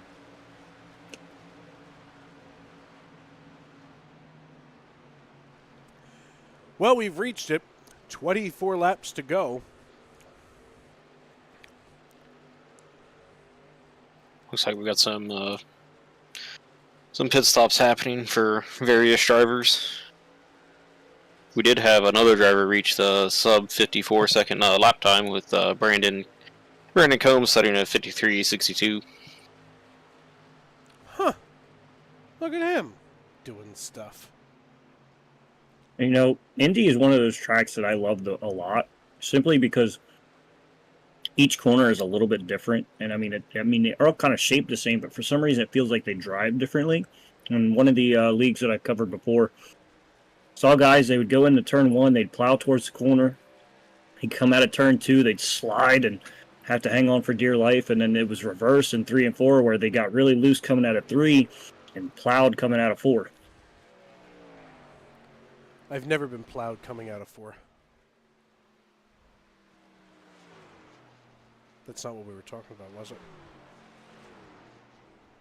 He just That's along muted the his same microphone, lines. folks. I was down in your neighborhood last week. I swear, if it wouldn't have been for the fact that I was beyond exhausted, I had made the comment that I was more than willing to find you as I was coming through the hill country of Maryland. On the Well, it way home. depends, because, I mean, during that weekend, this past weekend, I wasn't in Maryland. I was stuck in Dover getting rained on and getting soaked. No, this was on Saturday. You weren't at Dover yet. I was at Dover. Oh. For during the Xfinity race. No, it was already in the evening. I was certainly Here comes partaking in Seth. extracurricular activities. I've done that with you. That sounded really awful. Seth Berger, Joshua Reese, and Joshua Ballier, all three of them down pit road. To be fair, folks, they let the two of us unattended walk through a Walmart. Let me tell And you, really, that was a great time. I couldn't find him in the Walmart. I felt like a mother hen looking for chicks because I didn't want to have to explain to Jordan's mom how I lost him. Okay, Yeah, really, but see, like, John they Leach shouldn't and have. I worried. They shouldn't have let us alone together in the first place, and then I should never be left alone with someone who doesn't, necessarily take care and looking after me. Whatever happened with that football? Did we buy that, or did I leave that in Miami? I had feel a like we football in bought the it. shopping cart. I feel like I bought it. Yeah, I feel like. But I definitely don't remember using it whatsoever at the race or at the pool or any of that. No, we were playing catch with it on the beach. We were. That's right, we did. Yep, I remember that now. Might have left it at the beach then. My arm definitely got tired, and then I was like, I'm a little too fat to be running after this football because the other people could not throw the ball straight enough towards me. But you're never too fat to sit and drink. Well, yeah. I did that too. We have the art museum here in Philadelphia. Of course, the Rocky Steps. Andrew St. Cyr down pit road. Josh Fox down pit road. Fox is in, and St. Cyr is coming out. Fox coming down for 4 tires and a tank of Go Fast. This is going to be the money stop as Dan Park now, smokes the tire. Did he get down to speed? Yes. Just barely. Holy Christmas. Just a bit outside. Just a bit outside. Do you think I could go down to the art museum in Philadelphia and see if somebody can paint me a brighter future? See what I did there? I mean, I'm trying to be not dark here. I've changed my mind on making a comment. I'm watching Shameless. It doesn't get much darker. No, it does not. I mean, Dave, I think you need to reconsider my life choices. It's like the line, I'm not so thick as you drunk I am. That was a long, long week. Listen, Rick, if we do a trip together, I don't know if you have consumed alcoholic libations, but my liver sued me for separation. It wanted straight divorce. I watched this man. This is the craziest thing I've ever seen. This man full on was having a conversation with us between me, John, and Mike. I think Liam was there. Not really sure. 4 to 5 people. And this man, I look over after just saying something to him maybe 5 minutes prior, and his head is tilted backwards, snoring. And I was like, "What? How?" Like, we're yelling. A long day. This man, you want to talk about sleeping anywhere? That man was certainly ready to sleep 8 straight hours right there in that chair. It's fine. It's fine. Seth Berger, speaking of fine, Seth Berger just laid down fast time at 53.54 seconds. Whew. So let's just see where that track temp went. 123, so track temp going down, track temp coming up, time's going down.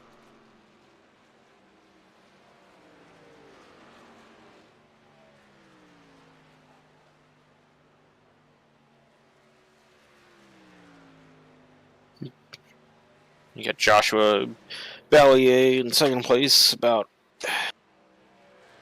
looks like about 2 seconds back from Brandon Combs, the leader currently. Think he's got enough time?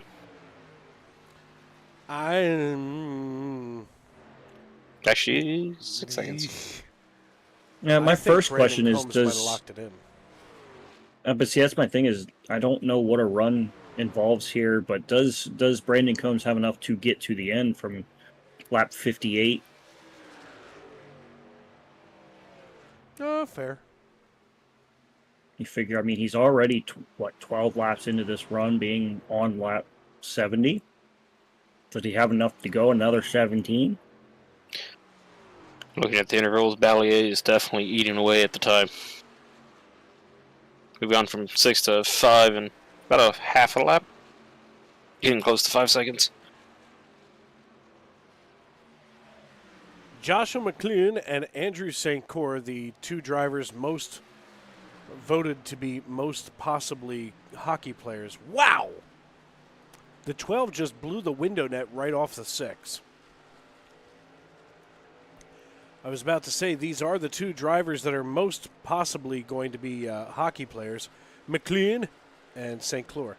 It's either that or McLean is going to wind up in a tower on Christmas Eve with a crazy person trying to kill him.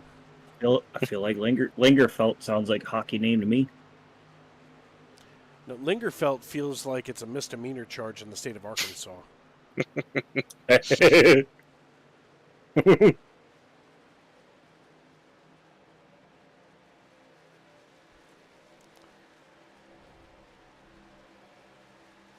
Here's a good meme for today. I called my job from jail to tell them I can't make it.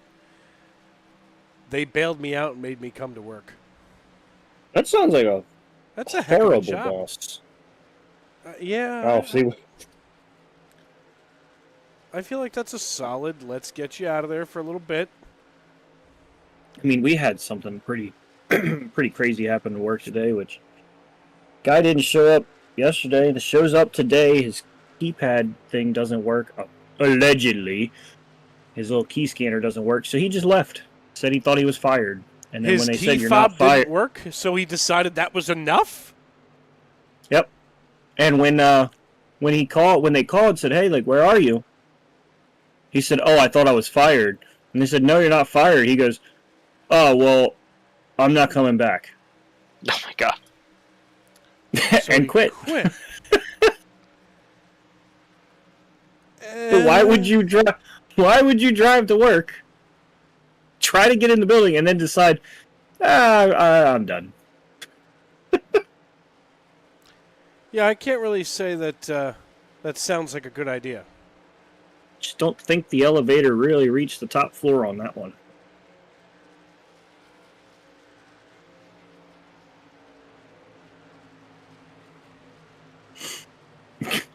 Come on, that was a good one there, Dave. I didn't hold on. I have something that's bleeding through on sound. I'm trying to clear it. I have a problem here. All right, give it to me again. I just did the old-fashioned, elevator doesn't reach the top stairs with him, apparently. Well, that's, I mean, equal opportunity employment. Well, see, mine reaches the top floor at some point. It's just, it looks like Buddy the Elf. It looks like Buddy the Elf was in my elevator, so it just takes a little bit for the elevator to reach the top floor. That's fair. That's because you got to stop and go down 17 rabbit holes on the way there. I gotta tell you something great, and it's gonna be long. It might be a little long, but Brandon Combs just gave the lead up. He couldn't. Yeah, that's what I saw. That's what I thought was going to happen. I mean, that just seemed like a long stretch of time to go from lap 56 all the way out to, if I can do math, what's it? He gave it a shot. He gave it a shot. 87? 80, 86? 85? Nope. I'm dumb. Ignore me. Fine. Speaking of 86, so my child, whom I love dearly, I love my boy, okay? My junior, David, right? Mm-hmm. Calls me on the FaceTime today. Grammy took him, my ex's mother took him to the farmer's market, and he got himself a couple packs of baseball cards from some guy selling them, right? Somebody in the flea market area. And he was very excited because everybody knows I bleed baseball from February through November. And he was really excited to share this with me. He calls me on FaceTime, Dad, look, oh my God, I got these baseball cards. And he's showing them to me. And he said, and they came with bubble gum. Oh, don't tell me he ate the bubble gum. And in front of me, he takes the bubble gum and he puts it in his mouth. And you could see the look on his face that he knew he had done something dumb. He goes, is it supposed to be crunchy? This child is not going to be able to afford a good nursing home for me. I can tell you that right now. So, well, I'm sitting there like, what am I supposed to do? I don't want to be rude. I don't want to say anything mean. Buddy, where's Mommy? Oh, she's outside. All right. So I start texting my ex. I'm like, hey. So the conversation goes like this, and I will just read it verbatim. I said, what year are the baseball cards that Bubba got? She said, I don't know. Some guy sold them to him. Or no, she said some guy gave them to him for free. Why? I'll have to check when I get inside. She was out on the deck. I said, because they haven't put gum in packs of baseball cards since the 80s. OMFG, I really hope he didn't eat the gum. My reply, I just watched him do it. That sounds like wonderful parenting. I said, maybe they're making it. I thought maybe they were making it again. It's possible. It could happen. That's my boy. Well, his brains might not match you, but you surely cannot deny that face. Oh no, that is my child. He's certainly got to grow into his nose, just like his daddy. Oof. I mean, I can smell what the neighbors are making next door. Okay, mine has to grow into his ears. He can hear conversations from a mile away. Works for me. Looks like with that pit stop Brandon Combs made, he was able to set an even faster fastest lap at 53:46. And thankfully for him, many people already a lap down. He's only going to fall to just outside the top 10 and looking to maybe even close in on the top 10 here.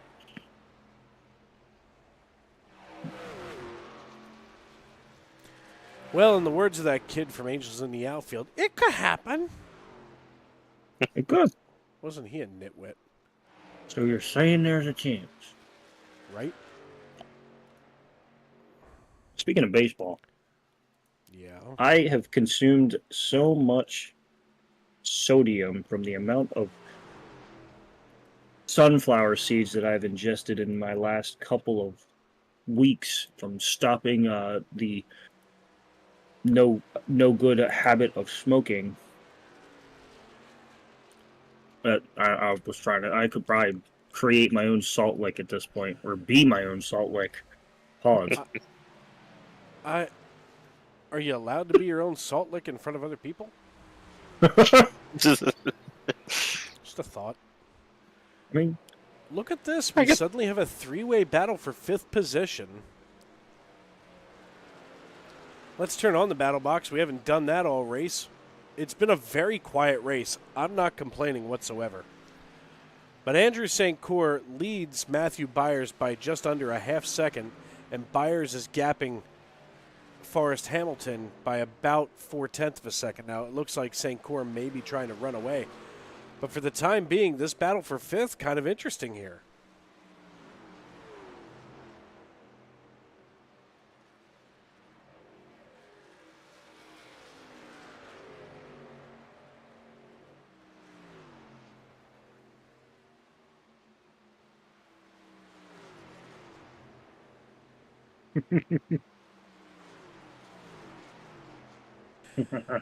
Tough battle for 5th position. Now it seems to have cooled off. All of a sudden we saw those numbers go yellow.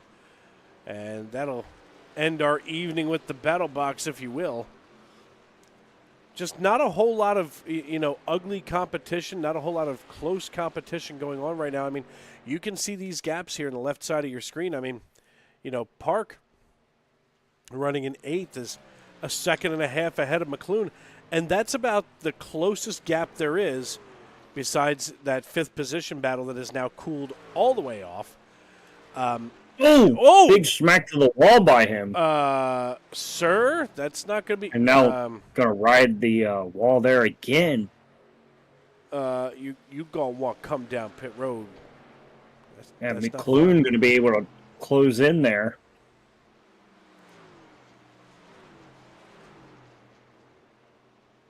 And that could be significant enough contact that McClune can just easily catch him here towards the end. And he goes in the grass here. I mean, some bad handling problems. I feel like we've all had these things happen where it's like, one bad thing happens, it rattles you, and then it takes you like 5 laps just to get back into the groove. See, every lap is a bad lap for me, but that would have been a whoopsies. I mean, I get it. I do. I've done it all poorly. Yeah, I recently entered into a Gen 4 Cup car event. It was at Watkins Glen. Let me tell you, I rage quit that. That's how bad I am. Gen 4 is a little bit of a challenge. It's a fun car, but definitely is a bit of a challenge. Well, good, because Jordan's pretty challenged himself. And that is not a false statement by any means. I've found ways to get myself kicked out of leagues. I believe Rick was in that league. And watching me get kicked out. He probably had a hand in me getting kicked out and doesn't want to remember it. Honestly, I'm not even in that league anymore, I don't think. I forget what it turned to, but it's not that important. All I know is I am the 2017 Car Owner Championship, or owner, oh wow. I was the owner of the car that won the championship in the inaugural season, so I don't care. Seems fairly fair. I still have that hat somewhere. The Fantasy Cup Series or something like that. Yep. See, I think that's something that more leagues or more people should do. Uh-oh. What have we here? The 28. Getting around McClune. All of a sudden, that just happened. Yeah, Combs with the fresher stuff by about 7, 8 laps on some of these guys. Able to move himself up forward. And he's going to set his eyes forward on Park. Yeah, we're going to watch that replay again right here. And it just looks like McClune just gave up. Yeah, I mean, it also looked like McLuhan got maybe a little tight there on, corner exit, which is something I was saying is, each of these corners have a different feel as you get throughout the runs. It's almost like some of these corners will switch on you, too. And Combs, with the fresher tires, able to move on through and take over that spot. His Park is, again, on that, I want to say rumble strip, but I don't think it's an actual rumble strip. I think it's just a piece of concrete. But finds himself right along that net, will get that truck loose in a hurry. But it seems like a rumble. No, I feel like that is a rumble strip down there. I don't know. I try to avoid it because I'm bad as it is. I don't need to be trying to push the limits. As Combs looks to the inside of Park and going to get it. So they head down here into, I believe, turn 1. I think I saw the pylon. Fair enough.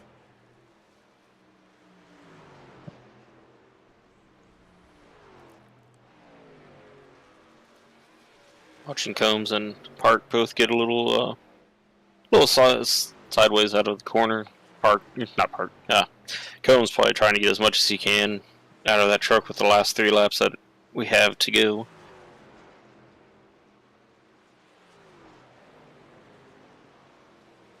Park is what I usually decide to do at the start of a race because I know I'm going to be bad as it is.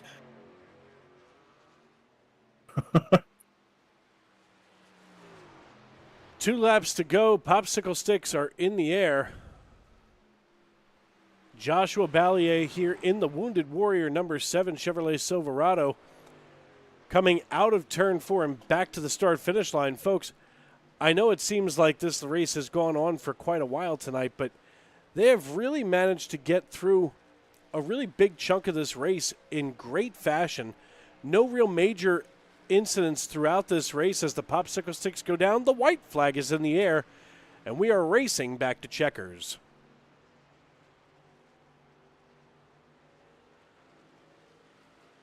And just an absolutely commanding lead. I mean, 12 and a half seconds, more than 12 and a half seconds over your second place driver. I mean, Baye is just one of the class of the field, in my opinion. I covered him, I believe it was last week. My days are starting to run together. Last week had a really dominant car as well. And proving here, I mean, 19 spots up from where he started. Putting on a clinic. Nope, I absolutely get it. As Joshua Ballier rolls out of turn number 4, comes back to the start-finish line. And as he gets there, there it is. Checkered flag makes its appearance. And crossing the start-finish line first is Joshua Ballier, followed by Seth Berger, and now Joshua Reese in just a moment. So it has been quite a race overall. As now Seth Berger finishes up. And here comes Joshua Reese blowing on by that deuce of Josh Fox. I feel like the Joshes are always near each other, even when they're not competing against one another. Is that just me? Well, it's kind of crazy. There's 4 Joshes in this race alone. There's a lot of repetitive names in this league, and it drives me completely batty. Does 4 Joshes make a right? No, maybe. Could be. Oh wait, we're done racing. I'm still in commentator mode of like, here we go. But I appreciate you guys having me up here tonight. It was fun, as always. It's good to have conversation with Davey Boy. With you. I do love hanging with you. And got to be in the booth with Rick tonight for the first time. So right, this is Rick's and my first go about today. As we go over here to Joshua Ballier, who parks it right on the bricks. Oh, that's kind of a cool camera angle. Let's see if we can get him here. But Jordan, once again, thank you. I'm appreciative of you hanging out, and here he is. Our race winner, Joshua Ballier. Hey, Josh, it's Dave up in the broadcast booth. You got a copy? Yeah. Buddy, listen, I mean, what a great finish to this race. I mean, a couple of cautions earlier on, but otherwise, it was a pretty quiet race. How do you find yourself gaining 13 spots and winning this piece? Just keeping it disciplined down on the bottom on the apron. It's just it's really a fine line to kind of just try and save tires. You got to be like real on the banking transition a little bit. So just keeping discipline, keeping with some good tires, and make sure you don't drive over your head when you're trying to pass someone.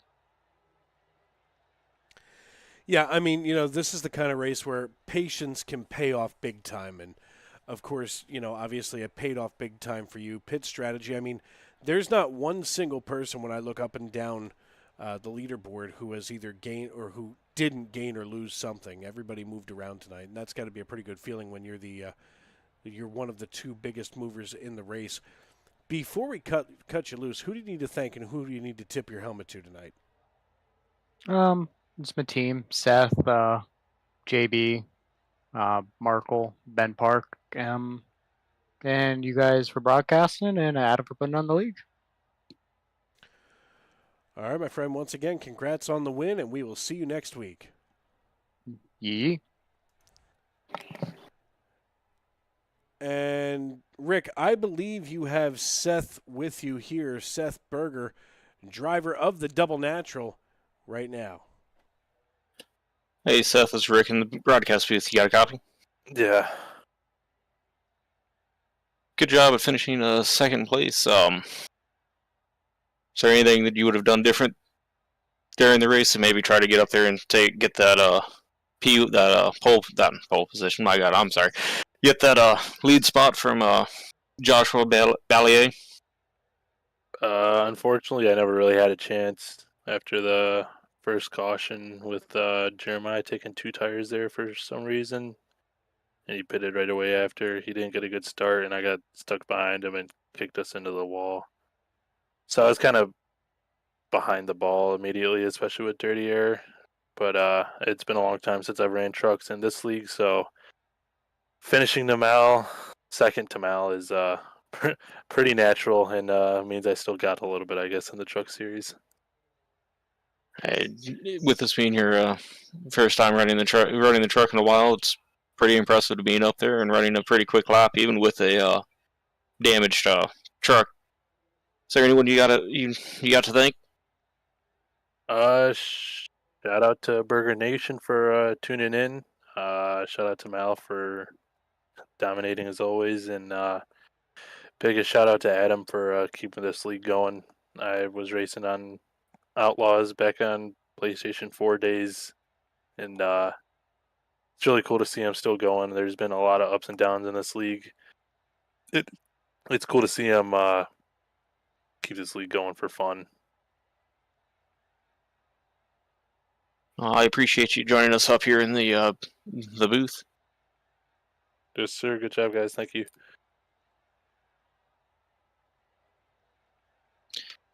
And that is Thank the you, Rip, driver. for that, of course. That the driver of the Double Natural, Seth Berger, in his 77. And last but certainly not least is Joshua Reese. Josh, it's Dave up in the broadcast booth. You got a copy? Yes, sir. I got you. So listen, man, you wind up gaining 2 spots after qualifying in the top 5. How are things feeling tonight, and what are you looking forward to as we get ready to turn the page to go to next week? Honestly glad we're going away from this track. I don't like this track. I struggled literally all race long. First run, struggled with rear grip very badly. Main adjustment was a little better, just struggled then with front and rear grip. And then the last run was the best I had my grip all race in terms of like how I adjusted. But overall I struggled with pace, I felt like, and rear grip. But we got a little lucky, just kind of kept ourselves out of trouble and was able to get a top 3.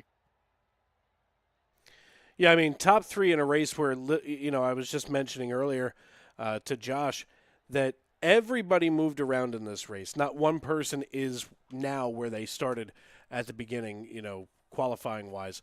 So that's a lot of movement. That's a lot of parts that are, in transition almost the entire race. So, that's a lot to keep track of, even when you're only gaining a pair of spots in this particular one. But before we cut you loose and turn our attention to next week, who do you need to thank and who helped you get it done tonight in that number one machine?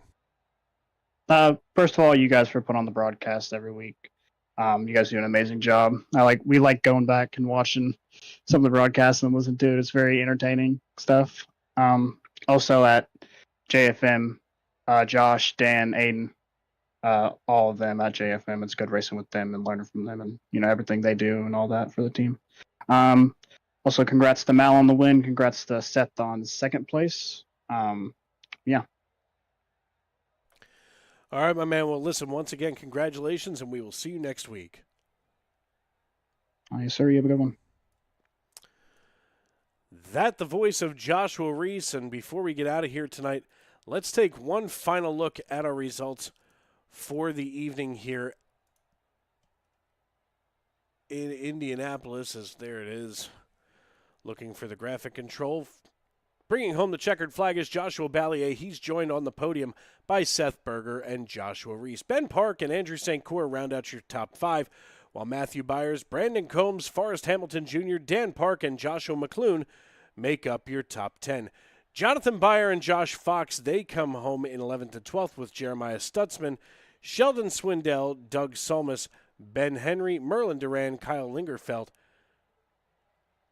Aiden Giordano, and Jason Miz round out your top 20. A rough night for Giordano after, doing so well, qualifying on the pole and leading for such a long time to finish there in 19th.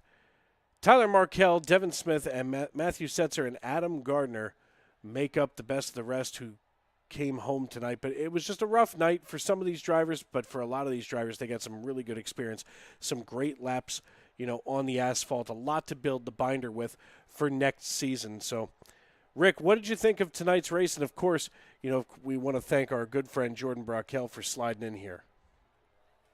Well, it's always a wonderful time to be up here with you. And, again, great to be with Rick as well.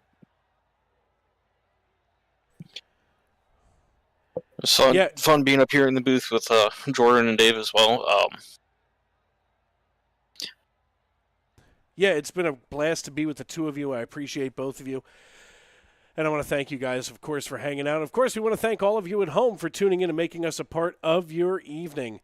So for myself, Dave Regal, Rick Webb, and Jordan Brockell, we want to thank you for tuning in, no matter where you are and how you may be listening. We thank you for hanging out. And tomorrow and every day as you walk down the road of life, please don't play in traffic. Good night, everybody.